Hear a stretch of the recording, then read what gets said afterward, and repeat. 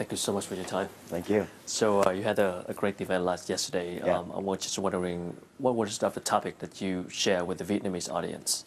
What I shared yesterday was the outline of a formula for achieving success, making money, that applies to basically any business or industry, any job function. So it's really an overall formula that allows you to take any vision you have for the future, a goal, any outcome that you want, and the word we use is an intention, that you create an intention, and then to turn that intention into a reality. And the way you do that is by learning how to navigate through both worlds of success, which is the inner world, what happens up here, your mindset, and then the outer world of success, which is your real world business strategies. How do you run a business? How do you build it? How do you grow it? How do you learn how to be wrong in business? And sometimes you're wrong, very often you are. And how do you maximize on the lessons, minimize the pain, and then try again? And then ultimately, when you get things right, how do you really grow a business? How do you add a zero onto your income and turn a small mom and pop into a regional player, and then ultimately a huge company? And wrapped in that is, what I really specialize in, known for, is persuasion. Is, how do you learn how to close the deal? How do you increase your closing rate, shorten your sales cycle, develop long-term customers for life? So it was, the only challenge was a very short period of time yesterday, but got a lot of info in there and gave people some, massive value. So it was a really good day. You are famous at creating the straight line sales system. Could you kind of explain a little bit, what is it? What the straight line really does is it shows you, it's a very simple formula, shows you what has to line up. What are the things that really have to take place in someone else's mind before they say, yes, I want to do this. So it shows you what those things are, and it shows you a very simple way to line them up one at a time. So it sort of demystifies the sales process. What happens with many people is they're not natural with sales. They're a little overwhelmed by it, and they don't know, what do I do first? What do I do second? They don't know what to do, right? So what the straight line does, it's a very formulaic, systematic approach that allows you to basically sell anything to anyone. Well, I know you are a born salesman, no doubt about it. But for the people, for the person, for an entrepreneur who's not a born salesman, what are some of the steps that they must take to improve their sales skills? Well, and that's a great point, because the issue is that for every born salesman, there's 100 people who are not. So it's like, and it's such a crucial skill that if you're lacking in that skill set, it holds you back. You could possess all the other skills for success. You can know how to market yourself, market your products. You could have a positive mindset, right? Know how to run a business, but if you can't close the deal, it's hard to make money. So some of the basic steps for people that are struggling is, number one, becoming aware that it's not just what you say, but how you say it. Your tonality, your body language, how you listen to people when they talk to you. So in other words, a great salesperson is an expert at getting into rapport.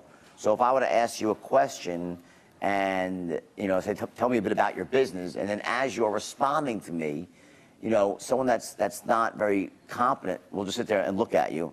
And versus someone who's like, oh, I see, and I have a way of, through body language, facial expressions, my little grunts and groans, is to, you're saying, wow, the guy's getting me, he understands, and we get into rapport very, very deep like that. There are certain key questions you have to ask, big picture questions, and then go to small picture questions. So there's a group of questions, and then there are these core tonalities of, how do you sound excited and enthusiastic, and how do you sound passionate, or something's in short supply, and so there's these little tonalities, and what happens is it's so easy to learn because we do this stuff every day, we just don't realize it. So when you become aware of these things, it's just very simple for anybody to apply them to a sales process, and also just to regular communication, to become a more effective communicator in anything, whether it's with your children, your spouse. It could be a politician communicating to his constituents. It could be a teacher talking to the children. It cuts to everything. So are you saying a great salesman can be made? Absolutely. How can you sell a not so good product? How could you sell not so good? Well, I mean, listen, the idea is, and I've made that mistake in the past, right? So the idea is that, you know, you wouldn't want to do that. And I don't really think the straight line is about that. And I don't want it to be about that. You know, the idea is to use the straight line system to help people solve their problems, get the things they need, resolve their pain, not to sell someone a crappy product so you can make a commission. So my suggestion is, if you have a product that's really not good and up to snuff, either get a new product or get a new job if you work with the company, because you don't want to be out there selling garbage. It's just, you know, it's something you don't want to be doing. Sure. You had quite of a life back then. You went up to the top, you went down to the bottom. I mean, looking back at the whole journey, what were some of the biggest lessons in terms of being an entrepreneur? Well, one of the biggest lessons is what I just said, is that, you know, when I say you don't want to be selling things that aren't the best, I've made that mistake where I sacrificed quality. I grew so fast that I couldn't come up with any more good companies, good stocks, so the quality started to drop. So I think that's one crucial lesson, is that at the heart of all business success, it's about delivering value, learning how to make money, how to monetize value. So if you're not delivering value, you're just looking to get money back, it's not a sustainable strategy. So certainly that's, you know, focus on giving value. And in business, it's very easy to monetize value once you know the rules. So focus on value. Number two, I would say is that understanding the importance of cash flow versus profits. I think a lot of people, when they're getting into business, they don't understand the importance of cash and what that really means to a business, and how being in a strong cash position allows you to make really good decisions. And also that very often in a business, especially a new business, there are very simple ways to dramatically improve your cash flow, to cut certain types of deals with suppliers and banks, and just the way you structure your business. So you could actually manage your cash flow. It's certainly a very powerful lesson. And then also, you know, I think one of the things I've learned just through all my big successes and failures is that ultimately we're defined as human beings, as business people and as people, by what we do when we're wrong. How do we handle failure? How do we handle getting knocked down? Do we let it destroy us, or do we pick ourselves back up and learn from it and grow stronger? So I think one of the great lessons for myself is that, you know, within every failure lies a lesson, and if you're willing to embrace that lesson and grow from it and learn and work harder and try again, you could ultimately become more powerful than you ever imagined. Yeah, but the world today, the business world today, is so much different from back in the 90s. I mean, from your opinion, do you think there are some business concepts that are still applicable today, and some of the concepts that has worked before but don't work today? Oh, I don't think the business world is any different than it was. There's the same rules apply. If there's one thing that's different, it's just that things are moving so fast. But the actual overarching rules of business, they're no different. You know, we see these aberrations out there, and you know we get the wrong idea because, you know, we'll hear about a company like a WhatsApp where they go out and they get sold for like $19 billion. You know, they never had any revenue, and we wonder how they did that. And, you know, we hear about, you know, companies like Uber where there's mega growth around the world. But those situations are not typical. They're not typical situation. And they have massive amounts of venture capital behind them. So while they're not making any money, they're raising tens, if not, you know, $100 million from Wall Street and bankers around the world. So, you know, I just think that it's important that people are aware, the average person is aware, that that's not really a duplicatable strategy. The average person has to be grounded in the real world. So there are things that have changed. For instance, online has become such a huge aspect of business. But the concept of what does online mean? Well, all it really means is it's a new place to get your leads. You still had to get leads in the world 20 years ago. You got to get leads today. How you monetize those leads? Well, yes, with online you can take the sales process a bit further sometimes, depending. You can almost generate some amount of money without ever speaking to someone. But even then, you're required to have your message out there, either on a video or in copy. So it's you know, things aren't that much different. What's really happened is the, you know, the online revolution has sped things up. It's created a paradigm shift in terms of where marketing dollars are being spent. So there are new things to be learned, like, you know, how do you navigate through social media? How do you navigate through the internet? But the rules of the game are the same. And it's about, you know, delivering value at a price, learning how to identify your target market, who's your best buyer. The rules aren't any different. For startups and entrepreneurs in, let's say, emerging markets like Vietnam, what is the chance of getting in touch with the venture capitalists in the West? It's minute. I don't think that's the strategy that people should be looking to actually to do in the beginning. Okay. In other words, if you're in Vietnam and you're looking to ultimately get to some Western bankers to raise big money, I think that there's things that have to come before that. Okay. So there's going to be some angel investors at a lower level that are actually getting you to a point where you have significant traction, where you have a proof of concept, where you actually have an operating business.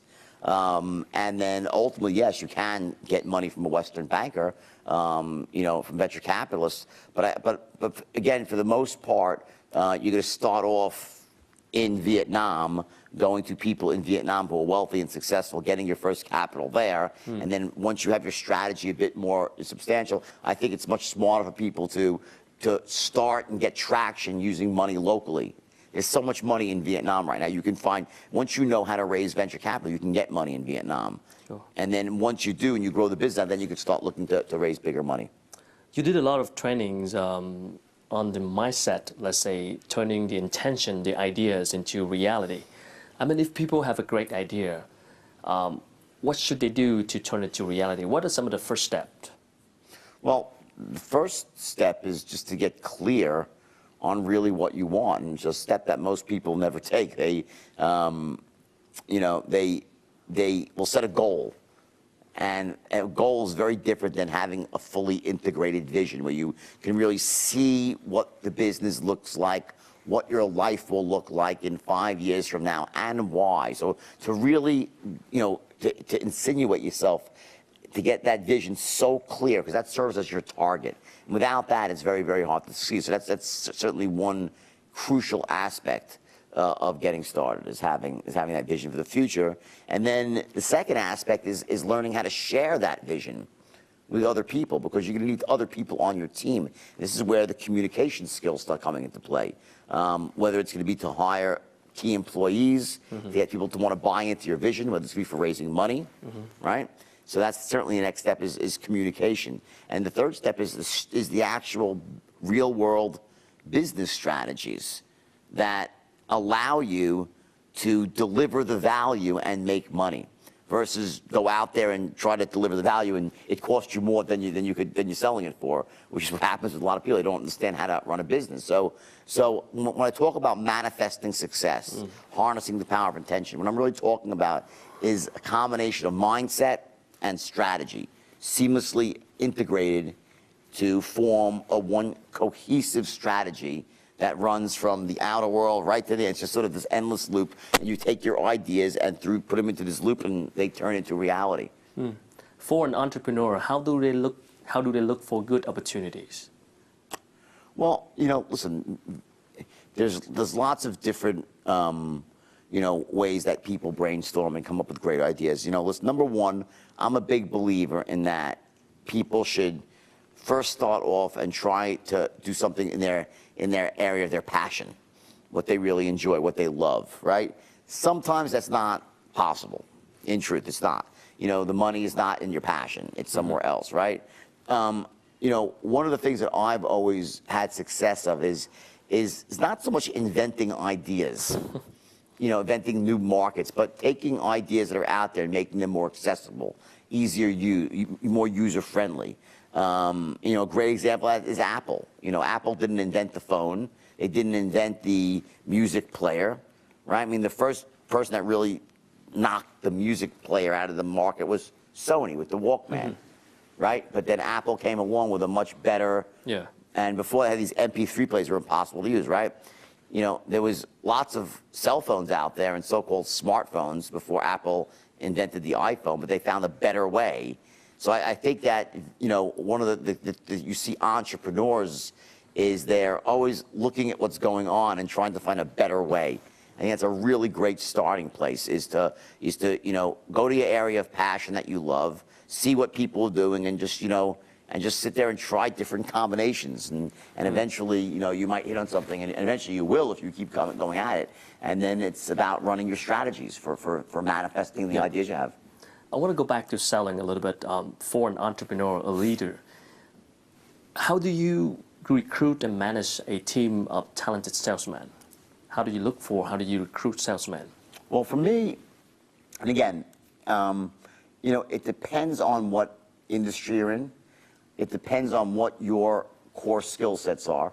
For me, it's always been so easy to train salespeople from scratch. Because you are born salesman. And also with the straight line system, it's just very easy to train people. It's a very duplicatable system. So for me, it's always been that I like to hire people who weren't already seasoned salespeople but had desire, and I could train them myself. So for me, I like that.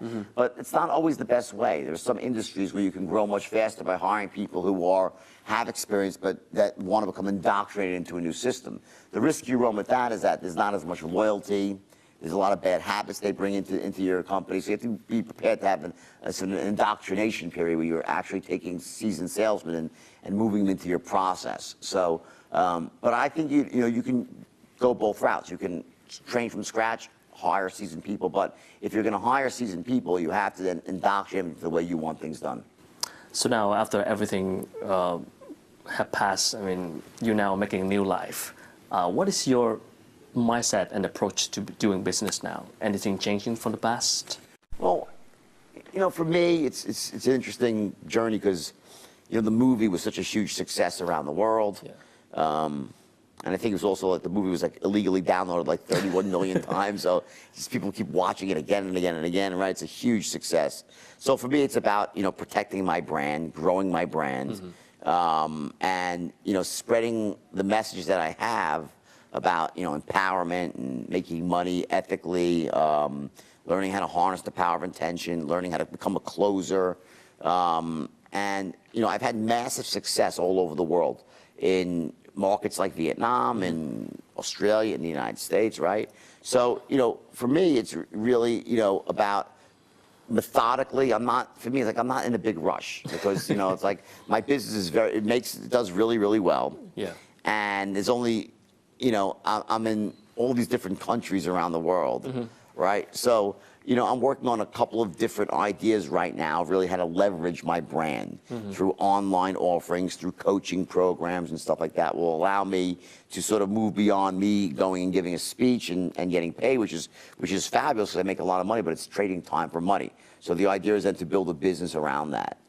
And you have a goal to pay back all the debt from the speaking tours? Well, I'm almost paid back. I mean, it's actually not that much left. So I'm actually trying to get down to the number. The number is probably around 11 million. That's it. It's not much anymore. It was started off at like 100. So would you return back to Wall Street? Have you ever thought about it? No, I wouldn't. Well, I mean, I already do stuff on Wall Street. So it's not that I already do banking deals and stuff. But to me, Wall Street's a great place. I have a lot of friends there, but at this point, I think Wall Street's a young man's game. So if I was 22, maybe I'd go to Wall Street, But, I kind of like my life the way it is. I live on the beach. I love traveling around the world. I love mentoring people and,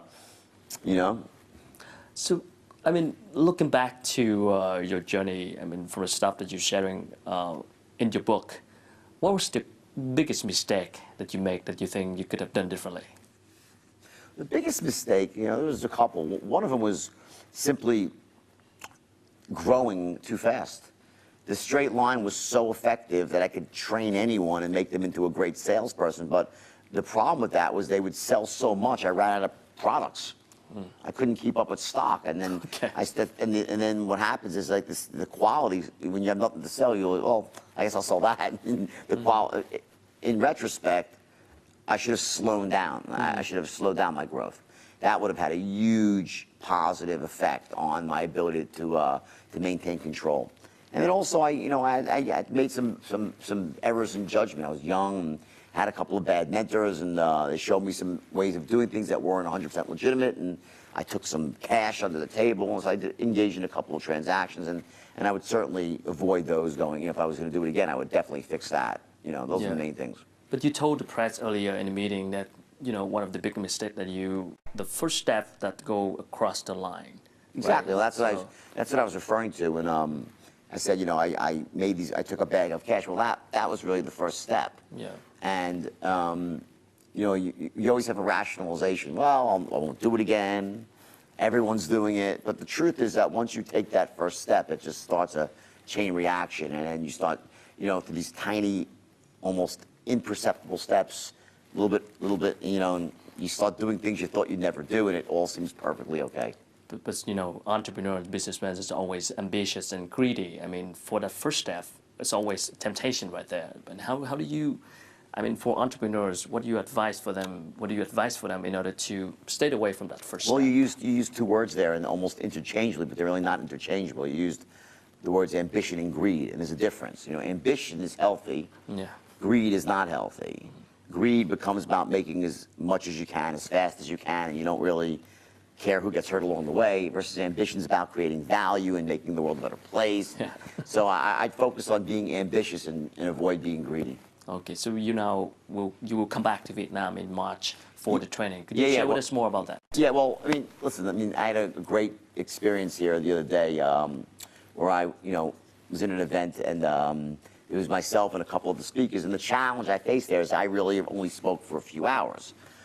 So I'm able to sort of outline what are the lessons, what are the things you need to know, but I'm not able in that short, I'm good, but I'm not that good. You can, in 2.5 hours, I can't teach everybody what they need to know. So what I did is my method is in a couple hours, you hit all the points, show them the formula. But when I come back here, I'm coming back in on March 28th through the 30th, now I get to actually dig in to each aspect and actually teach people the skills they need to succeed. So they actually come out with actual strategies. They come out with certain tools, actual tools they can use to brand themselves, to position themselves as an expert, to market themselves more effectively, to bring in more leads. They're going to learn how to run a business and how to, really put their mindset in the right track that attracts success. So it's going to be, 3 amazing days. But hard work. People got to be prepared to really, it's about making a change. Listen, I'm a very results-oriented person.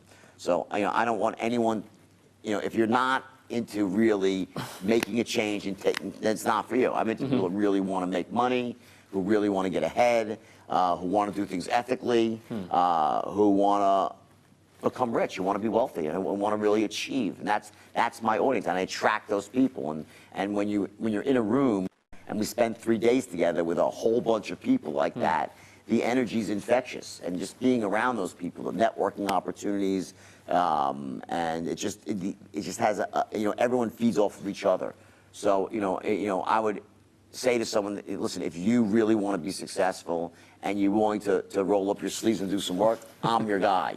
If you're looking for a get-rich-quick scheme and I'm not your guy. But but I can take something. If you really have desire and you're willing to work, I can show you how to take any idea you have and turn that idea into a business, and then show you how to monetize that, grow it, and really live an empowered life. And I think that it amazes me how so few people live that way. Most people don't live empowered lives. They don't really understand how much power they have to control their own circumstances, that they can take ideas and make them real. It's just, I live my life that way, and all the wealthy people I know who are really successful, they all live like that, and it just baffles us where there are so many people who just don't understand how easy that is. So my goal, and I will accomplish it in those 3 days, I'm going to transfer that information, and people will see just how easy it is, and I don't mean there's no hard work involved, but just how easy it is to live a life that really, that makes you just want to jump out of bed, that turns you on, and it allows you to get rich. What do they prepare if they want to get the most out of it? Well, if someone goes to the website, you could probably put the website on the bottom here. I don't know what the website is in Vietnamese, but if you go there, once you buy a ticket, you'll start getting some pre-trainings, which consists of some mindset stuff. Because it's important that, I don't want to teach people strategy before they come. I want to do that in person. All right. But what I do want to do is I want to get people thinking successfully before they even come up. So we start sending out some free lessons. It gets you geared up for the mindset of success. And then when you arrive, it's just 3 days, we lock the doors, and we just go at it, and you emerge really as a different person, just more directed, possessing skills you never thought you could have, and really wanting to embrace life and take action, and the results that people get is amazing. Right. Thank you so much.